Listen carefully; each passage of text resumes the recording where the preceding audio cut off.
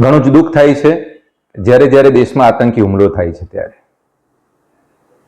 પુલવામા હુમલો થયો ત્યારે પણ આપણને એમ લાગે કે આ કદાચ છેલ્લો હશે, પણ આવા અમુક અંતરે વારે વારે આવા આતંકી હુમલા થાય છે ત્યારે આપણા દેશની જે સ્થિરતા છે એ પણ થોડીક ડગે છે.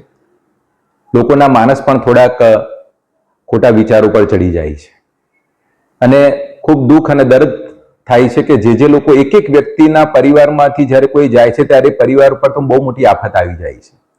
પણ આપણે સૌ ભેગા મળીને બીજું શું કરી શકીએ, પણ જે મૃતકો છે એમને એક શ્રદ્ધાંજલિ આપણે હૃદયથી આપીએ અને સરકારને પ્રાર્થના કરીએ કે આ આતંકવાદ બિલકુલ બંધ થાય એવા કોઈ યોગ્ય નક્કર પગલાં લે અને સાથે સાથે જે લોકો ત્યાં હજુ પણ ફસાયા છે એ લોકોને અહીંયા આગળ ગુજરાતમાં લાવવાનું, પોતાના ઘરે પહોંચાડવાની એક સુંદર વ્યવસ્થા કરી અને એક ખૂબ વંદનીય પગલું ભરે.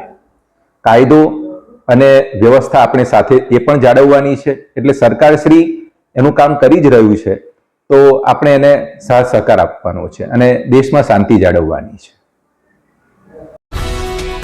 ये है हलचल टीवी नेटवर्क और आप देख रहे हैं हलचल टीवी न्यूज। हर हलचल पर नजर, हर हलचल की खबर।